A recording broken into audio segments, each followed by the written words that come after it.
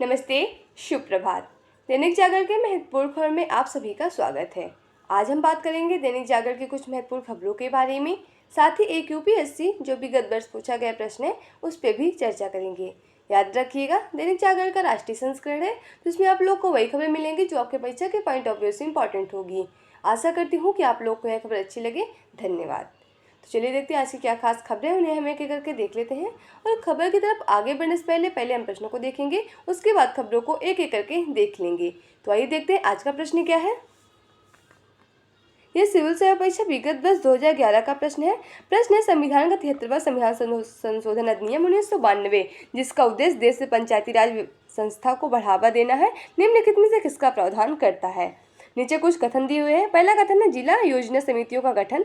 दूसरा है राज्य चुनाव आयोग सभी पंचायत चुनाव कराएंगे। तीसरा है राज्य वित्त आयोग की स्थापना। उपयुक्त कथनों में से कौन सा कथन सही है? सही विकल्प चुनकर सही उत्तर दीजिए। पहला विकल्प है केवल एक, दूसरा है 1 और 2, तीसरा है 2 और 3, चौथा है 1, 2 और 3। तो आप लोग से अनुरोध है कि आप लोग इसका आंसर कमेंट बॉक्स में जरूर बताएं और इस क्वेश्चन का फुल एनालाइज हम वीडियो क्लास में जरूर करेंगे। अगर आप लोग को इसकी पूरी जानकारी चाहिए तो आप लोग वीडियो को लास्ट तक जरूर देखें। तो चलिए देखते हैं ऐसी क्या खास खबरें, उन्हें हम एक एक करके देख लेते हैं। कांग्रेस का इतिहास ही नहीं, इरादे भी खतरनाक हैं। प्रधानमंत्री नरेंद्र मोदी कह रहे हैं, कच्चे टीबू द्वीप पर कोई रहता है क्या? कहने वाले कांग्रेस राजस्थान की जमीन, खाली जमीन को भी किसी दिन किसी न किसी को दे देंगी। आपको पता ही होगा कि कच्चे द्वीप विवाद जो लेकर जो श्रीलंका में जो 1974 से पहले जो भारत का था, एक समझौते के बाद श्रीलंका को दे दिया गया था, उसी पे लेकर काफ़ी विवाद चल रहा था। इसी भी काफ़ी दिन कंट्रोवर्सी हुई। इसके बाद जो विपक्ष की जो सरकार है कांग्रेस, उसने कहा कि जब क्या कच्चा द्वीप पे कोई रहता है क्या, कि उसमें इतना विवाद चला। लेकिन फिर बाद में प्रधानमंत्री इसका जवाब देते हुए कहा है कि अगर कच्चा द्वीप में मान लो कोई नहीं रहता तो उसको किसी दे दे, लेकिन इस तरह तो राजस्थान की खाली जगह मतलब रेगिस्तान में भी कोई नहीं रहता, उसे भी किसी न किसी को दे दिया जाए। इसी तरह देख रहे हैं एक दूसरे पे खूब आरोप प्रत्यारोप चल रहे हैं इस समय। विश्व में बड़ी तिरंगे की ताकत। उत्तराखंड में कहा कि मजबूत सरकार के चलते ही भारत का तिरंगा आज भी युद्ध क्षेत्र में बन जाता है सुरक्षा की गारंटी। कमजोर और अस्थिर सरकारों के समय देश में आतंकवाद ने पसारे पैर, अब आतंकियों को घर में घुसकर मारते हैं हम। इंडी गठबंधन एक दल एकजुट हो रहे हैं, लेकिन मेरी गारंटी है कि भ्रष्टाचारियों को जेल में ही रहना पड़ेगा।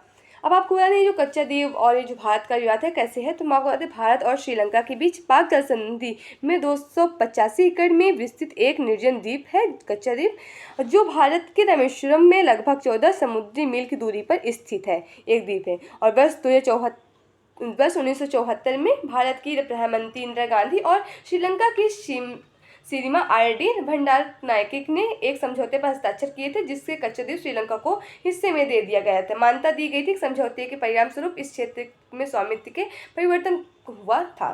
तो देख रहे हैं इसी पे लेके काफी विवाद अब चल रहा है। केजरीवाल के निजी सचिव विभव कुमार बर्खास्त। सतर्कता विभाग के विशेष सचिव ने उनके खिलाफ 2007 में एक लंबित मामले का हवाला देते हुए दिया आदेश। कहा, विभव कुमार ने 8 अप्रैल को आबकारी नीति मामले में ईडी से पीएमएलए के तहत की थी पूछताछ।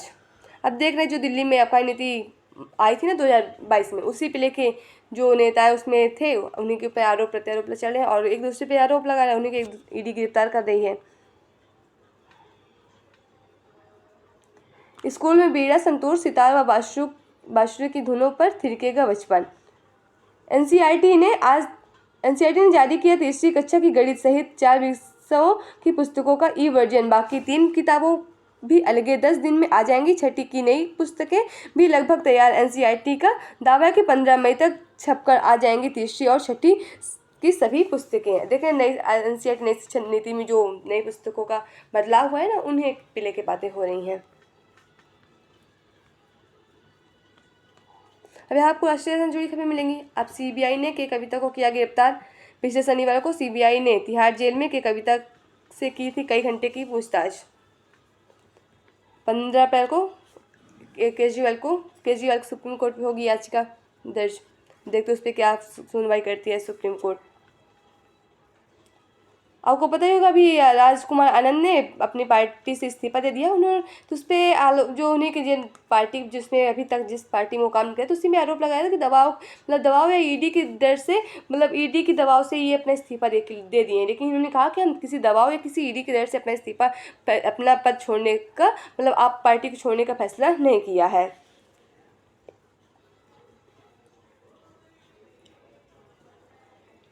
अब यहाँ आपको राजनीति से जुड़ी खबरें मिलेंगी।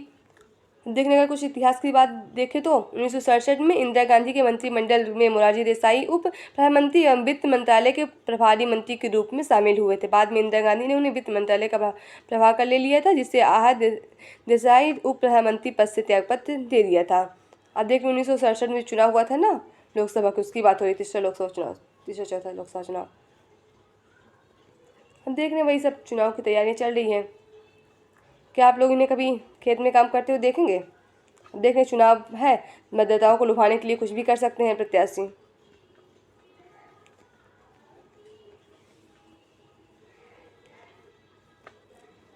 आरटीआई के तहत चुनावी बॉन्ड की जानकारी देने से बैंक का इनकार। यह व्यक्तिगत जानकारी संभाल कर रखी गई है। चुनाव आयोग संबंधित जानकारी अपनी वेबसाइट पर कर चुका है सार्वजनिक।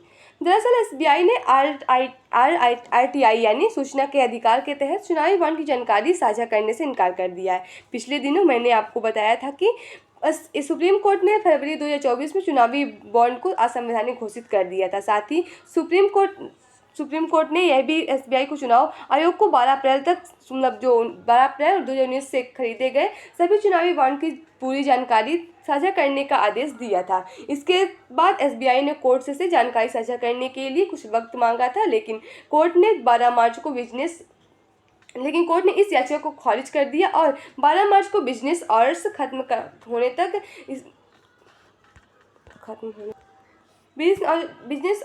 होने तक सारी जानकारी साझा करने का आदेश दिया। इसके बाद चुनाव आयोग ने 14 मार्च को एसबीआई द्वारा मिली चुनावी बॉन्ड की सभी जानकारी अपनी वेबसाइट पर पब्लिश कर दी थी।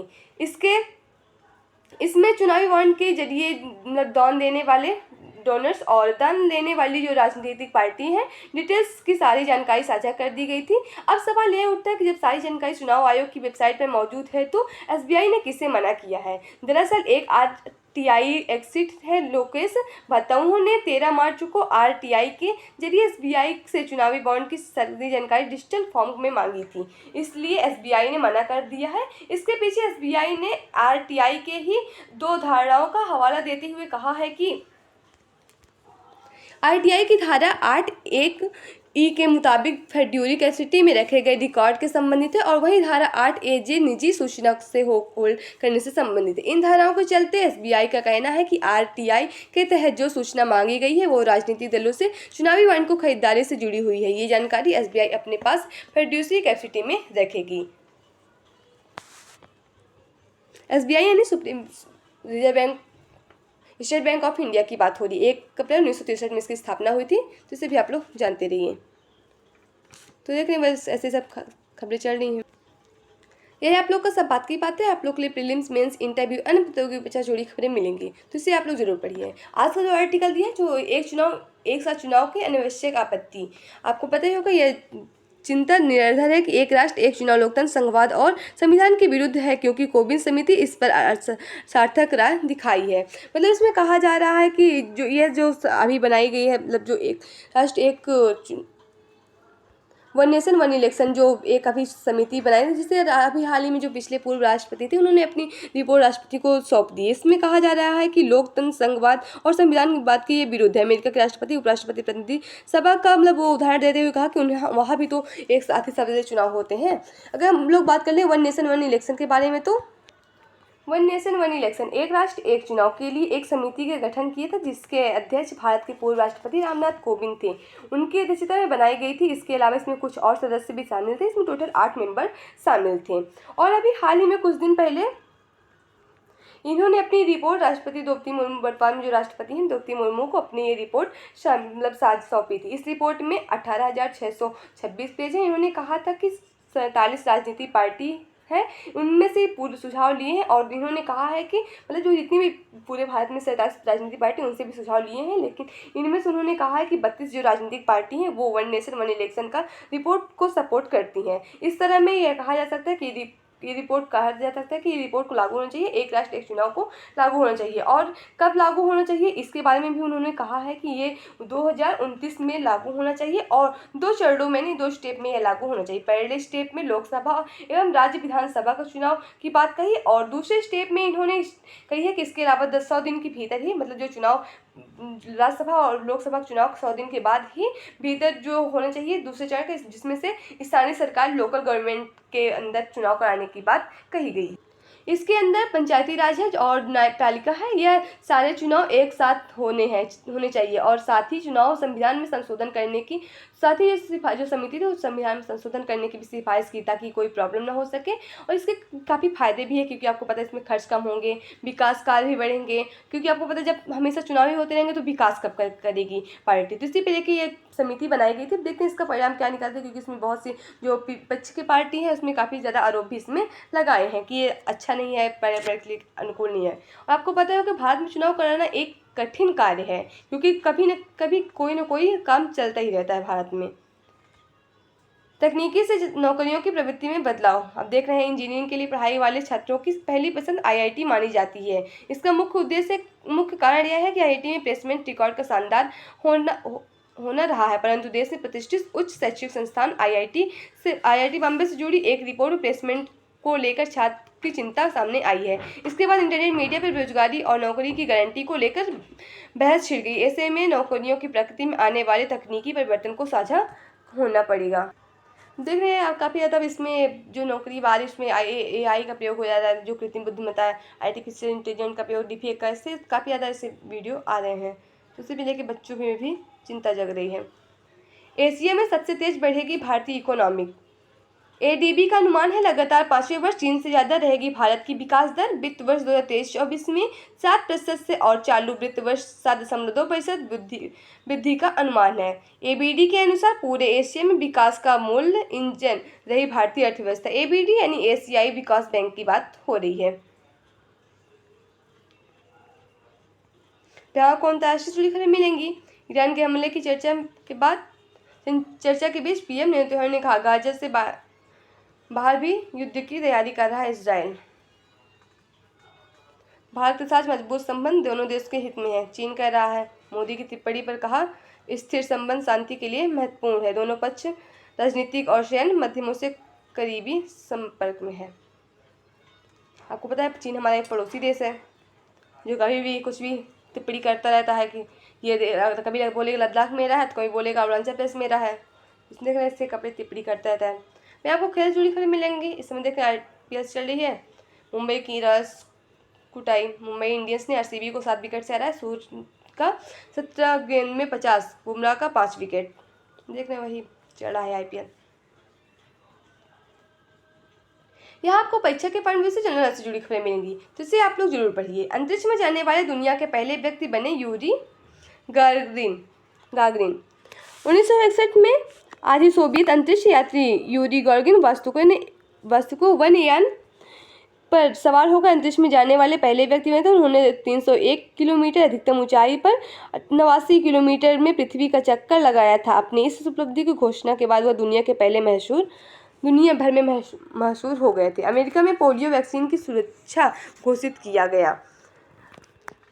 1 साल 18 लाख अमेरिकियों का परीक्षण के बाद 1955 में आज ही अमेरिका में पोलियो के खिलाफ साल्फ वैक्सीन की सुरक्षा प्रभावी व शक्तिशाली घोषित किया गया था। पोलियो पर यह पहली वैक्सीन थी जो डॉक्टर फ्रांसिस जोनास साल्फ ने विकसित किया था। इधर आपको मूवी जुड़ी खबरें मिलेंगी, अगर इंटरेस्ट हो पड़े ना तो कोई बात ही नहीं। तो अच्छी खबरें समाप्त होती है। आशा करती हूँ कि आप लोग को यह खबर अच्छी लगे। अगर खबर अच्छी लगे तो कृपया चैनल को लाइक से सब्सक्राइब जरूर करें। अगर आप लोग के पास कोई सुझाव है तो भी आप लोग हमसे साझा कर सकते हैं। चलिए देखते हैं आज का जो प्रश्न है उसका हम लोग विश्लेषण देख लेते हैं। आज का प्रश्न संविधान का 73वां संविधान संशोधन अधिनियम 1992, जिसका उद्देश्य देश में पंचायती राज व्यवस्था को बढ़ावा देना, निम्नलिखित में से किसका प्रावधान करता है। इसका सही जवाब होगा ऑप्शन बी यानी 2 और 3। तो आइए हम लोग इसका विश्लेषण देख लेते हैं। नगर पालिकाओं से संबंधित 74वें संविधान संशोधन अधिनियम 1992 के अनुच्छेद 243 जेड के प्रावधान है कि प्रत्येक राज्य जिलों स्तर पर जिला योजना समिति का गठन करेगा। आप लोग इसमें जरूर ध्यान दीजिए कि जो ये गठन जिला आयोग समिति को गठन करने की बात है 73वें संविधान संशोधन में ना होकर 74वें संविधान संशोधन में कहा गया, इसीलिए कथन गलत है। योजना गठक है कि जो समग्र रूप से जिले के लिए विकास योजना प्रस्तावित करके पंचायतों और नगर पालिकाओं द्वारा तैयार विकास योजनाओं को संकेलन हेतु जिम्मेदार हो गया। तय कथन एक सही नहीं है। 73वें संविधान संशोधन अधिनियम 1992 के अनुच्छेद 243 के में कहा गया है कि पंचायतों की सभी चुनावों के लिए निर्वाचन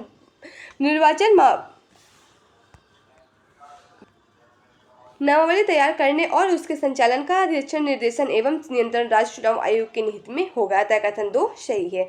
73वें संविधान संशोधन अधिनियम 1992 का अनुच्छेद 243 आई कहता है कि प्रत्येक 5वें वर्ष की समाप्ति पर राज्यपाल पंचायतों की वित्त स्थिति की समीक्षा के लिए एक वित्त आयोग का गठन करेगा। यह राज्य और पंचायतों के मध्य करों, शुल्क, टोल तथा शुल्क की शुद्ध आय के वितरण एवं संभावित आवंटन, विनियम एवं राज्य की संचालित निधि से पंचायतों की सहायता अनुदान से संबंध में राज्यपाल के सिफारिश करेगा। अतः कथन 3 भी सही है। इस प्रकार विकल्प सी सही उत्तर है।